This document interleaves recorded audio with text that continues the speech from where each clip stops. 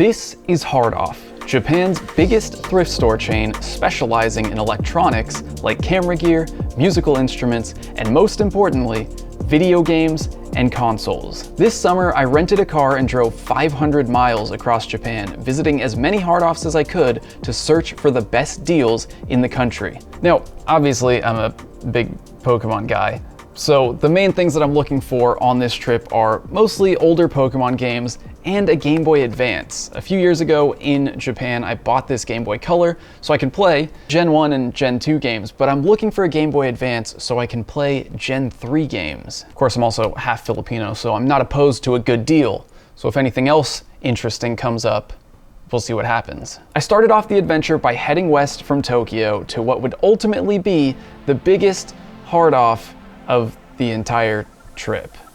This shop is located in Hachioji, and it set the bar very high. I went straight to the consoles to see what the prices were like. Since this was the first Hard Off I visited, I kind of used it to set the baseline for what to expect. I assumed, since we were still fairly close to Tokyo, prices on Game Boys would probably get cheaper as we went further into the countryside. That assumption may have been a mistake. There was a stack of GBA SPs priced at 8,800 yen, or about $60 US. Below that, a whole shelf of Game Boy Colors ranging from $33 up to $375 for this Pokemon Center Gold and Silver Special Edition. There was a huge selection of Famicom games, which honestly I had no intention of buying, but I love that the cartridges are all different colors. They had Pokemon Ruby and Sapphire for $9 each, Gold version for $2.50, Yellow for $4, and Crystal for $9, Soul Silver in box for $30, Platinum for $16, and one of my all-time favorites, Final Fantasy Tactics A2 for $13. They had complete Nintendo 64s for $50, and a whole wall of old computers that I know nothing about. They even had this Frankenstein of a bootleg console and copyright infringement nightmare. Now the real fun happens in the junk section. You'll find one in every Hard Off, and it features broken or untested items.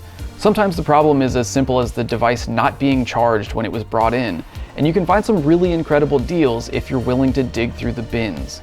The junk section here had a bunch of Game Boys with GBAs as cheap as $33.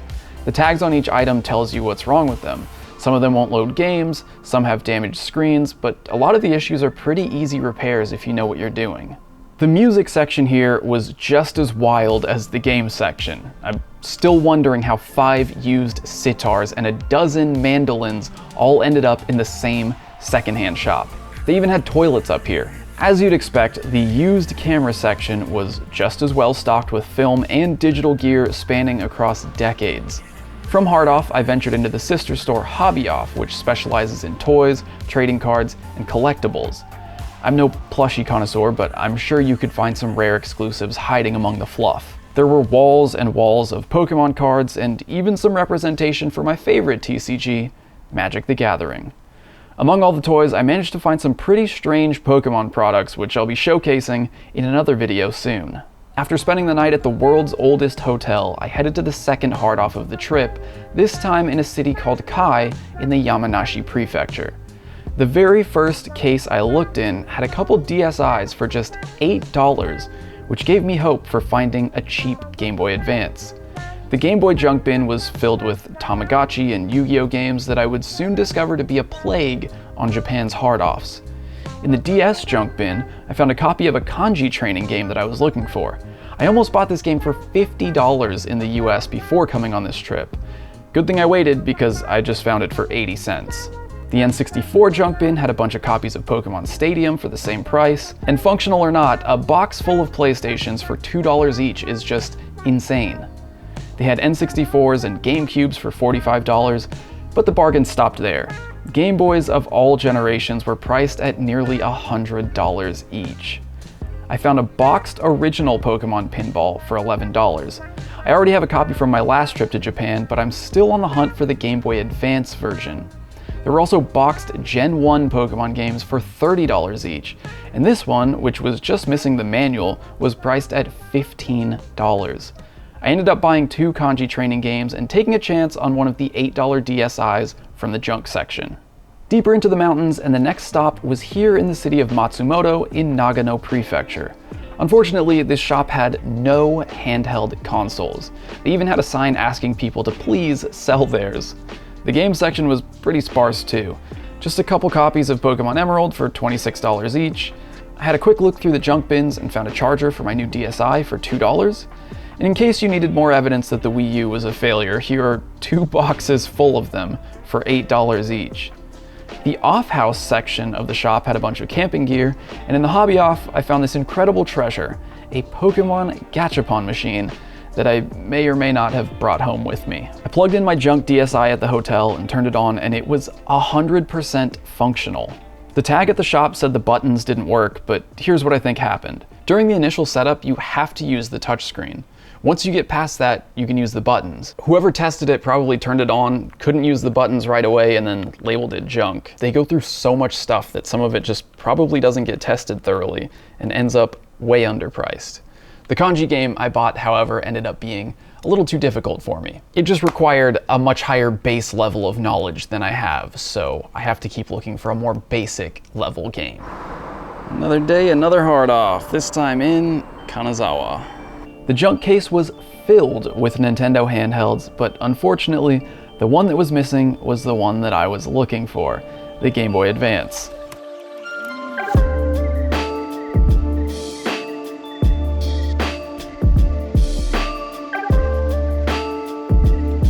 This place was absolutely stacked with consoles. There was even an entire junk bin full of original DS's.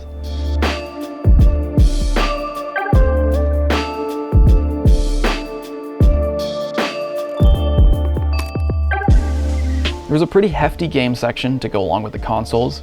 Dragon Quest V and Super Mario Kart at junk prices, Mario Party 2 for $2, Animal Crossing New Leaf $4, Pokémon Black $9, Alpha Sapphire $13, Gold and Silver for $2 each, and then, perhaps the most interesting find of the entire trip.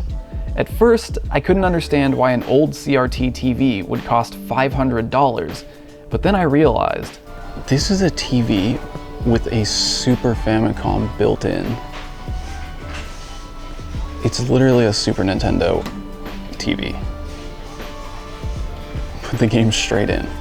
Put the controller straight in. I didn't buy it because how the heck would I get that home, but it turns out these things sell for upwards of $1,000 on eBay. So if anyone's in Kanazawa and wants to make a few $100, go check if it's still there. Next up, we're in the city of Sabai. Unfortunately, I didn't spend much time here because their handheld section was slim and expensive.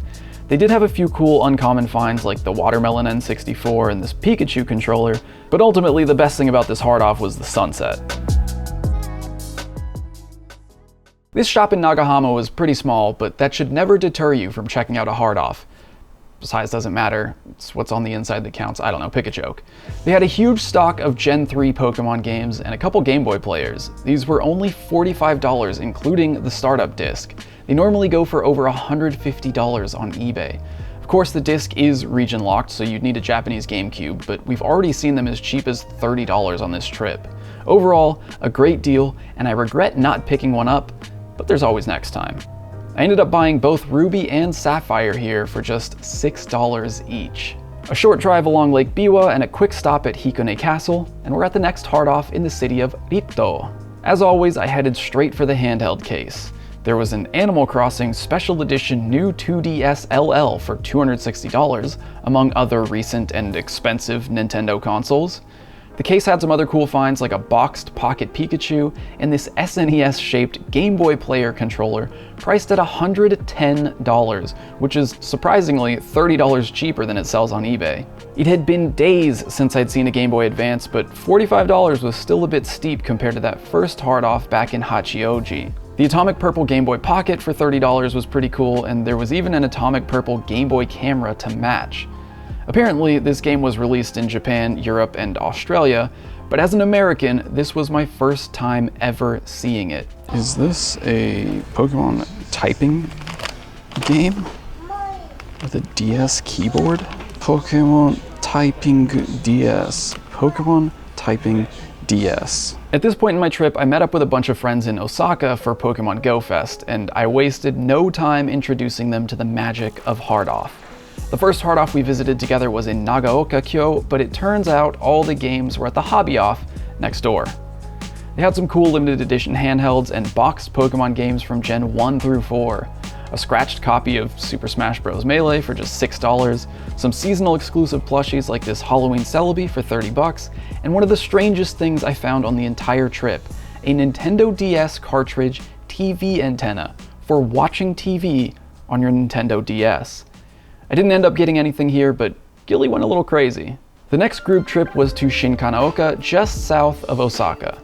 As always, there was a distinct lack of Game Boy Advance and an overabundance of DS variations. When kids who grew up with the DS turn 30 and have disposable income, I bet these things will start disappearing too.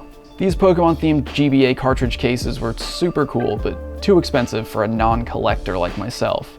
As for other consoles, there were tons just stacked on top of each other in the junk section. There were a few GameCubes with Game Boy players and startup discs for $90, and I still regret not buying one.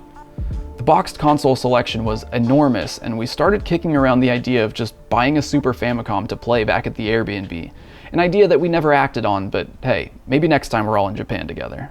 After eating at my favorite ramen restaurant on the planet, we figured why not check out the hard off that's just a few train stops away.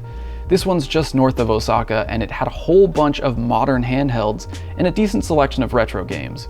For the first time since Hachioji, I found a Game Boy Advance for $37, but the tag said there was a problem with the screen, so I left it in the case. There were some SPs for $37 as well that I regret not taking a closer look at. I'm not sure what the issues were with those. I contemplated this DS Lite for $6 just to have something to play Game Boy Advance games on, but unfortunately it had some hinge damage. It would make a nice candidate for a Game Boy Macro mod though. We ended our night by taking the train south to this hard off in Kadoma. The console inventory was solid as always, but the handhelds were lacking a bit. After visiting 11 hard offs, I've realized I'm obsessed with 90s Japanese video game cover art. I finally found the new kanji practice game I've been looking for, one that's meant for kids who are just learning kanji for the first time, and it was complete in box for $4. I also decided to buy a game called Monster Tactics for $4 because I've never heard of it, and I just kind of felt like checking it out. At this point in our trip, we were headed back to Tokyo for the Pokemon World Championships, but of course, we decided to dedicate at least one day to checking out some hard offs. The first one we went to was in the Ueno area. This was my first hard off of the entire trip in Tokyo proper, so I was curious to see what the stock and prices would be like. The game selection was pretty limited compared to some of the other stores I've been to, with the oldest retro games being especially lacking. There's a small, relatively expensive console selection, and on the top floor a hobby off with nothing that really grabbed my attention. Overall, this was about what I expected for a hard off location in the center of Tokyo. Next up, we headed to Akihabara, to what Google Maps lists as hard off first store. It makes sense that this is where the chain would have originated, as Akihabara is famous for its secondhand games and collectibles shops. We started off in the junk section down in the basement. They had a few displays that I'm assuming were for different handheld consoles, which is something that I hadn't seen in other hard offs. It's pretty cool if you're looking for parts to do repairs. The game selection was pretty small down here, and overall there wasn't that much that I was interested in. So we headed upstairs to check out the non-junk floors. Again, the games section was pretty limited, with just a handful of more recent Pokemon games. Same for the hardware. DMG Game Boy for $100? As a non-musician, I don't know if these guitars were any good, but it seemed like there were a lot of them. Now, since we were in Akihabara, we figured why not pop into some of the used game shops. These are stores specializing in games in the most famous gaming district of Japan's biggest city, so you're gonna find a lot of good games here, and you're gonna pay a premium for them. To start, these N64 consoles were priced at $130, and we've seen them as cheap as $50 at some of the hard offs. These boxed Gen 1 games cost as much as $90, and we found them as cheap as $30 early on in the trip. Even without a box, green version cost $20, and we've seen it at hard off for $2. Ruby and Sapphire were $20 each, more than 3 times what I paid back in Sabai. There was a good selection of rarer Game Boy Advance colors, albeit very overpriced compared to what you can find on eBay in some cases. This Pokemon Center Celebi Game Boy Advance cost $400 when it sold for as little as $150 recently. Now surprisingly, Tom did actually find one good deal here. This boxed Donkey Kong 64 cost about $35 and included the expansion pack, which sells for $50 by itself on eBay. We checked out one other shop where I bought a few games on past trips to Japan, and I was shocked by how much they've raised their prices. To be fair, this is the first summer Japan has been back open, there are more tourists than ever, and the yen is currently weak, but I bought gold version here for 750 yen, and now they're asking 2,780. The SPs were $170, and the GBAs were $130. Now, I know they're pretty hard to find right now, but that's just way too expensive. So, after being shocked by the prices in Akihabara and disappointed by the selection in Tokyo as a whole, I decided to take my friends to the best hard-off I'd found on the trip, back to where it all started in Hachioji. The trip was ending soon and I still hadn't bought a GBA, but I knew this hard-off had the biggest selection and the best prices. It was an hour on the train plus a 15-minute bus ride to get there, but I knew it would all be worth it when I walked out with that Game Boy Advance. But then, while they're occupied with that, I'm going to look at consoles, which are right here. Dude, so many of them sold, no way. These $260 GBAs had IPS display mods, which was exactly what I was planning to do to mine, but the screens only cost about $60 and I'm willing to do the work myself rather than pay a $150 premium to have someone else install it. And to make matters even worse, every single Game Boy Advance in the junk section was gone. I was so shocked that I forgot to even point the camera at the case. Still, I managed to find some cool stuff I didn't see when I was here a couple weeks prior. I found a boxed version of Pokemon Typing Adventure for a couple bucks less than I paid for it. Priced at $127, they had the Pokemon Coliseum bonus disc that can be used to distribute and shiny hunt Celebi in Gen 3 Pokemon games. They had another copy of Kakitori-kun, the kids kanji game for Geo. I finally found Pokemon Pinball Ruby and Sapphire for $9, and although I failed to find a cheap GBA, I did get a console to play it on. In the junk section, I grabbed a fully functional Nintendo DS Lite for just $4. The next day, I headed back to Akihabara to check out some junk Game Boys that I had seen. Right next to the original hard-off, there's a Surugaya specialty store that had the biggest stock of GBAs I had seen since that first hard-off. The shop clerk told me they were all untested junk, but was kind enough to put batteries in and check them for me. Finally, after visiting 13 different hard-offs across Japan, I ended up getting a functional Game Boy Advance for just $37. I did it, finally. I got a Game Boy. It's not the cleanest, but it functions. The guy at least was kind enough to put batteries in all of them and test them for me. This one works. I don't know if it's gonna read a cartridge, but it powers on. If you wanna see what I ended up doing with that Game Boy, check out this video right here. And if you wanna see even more of the weird stuff that I bought at Hard Off, this video has all the goods. Thanks for watching.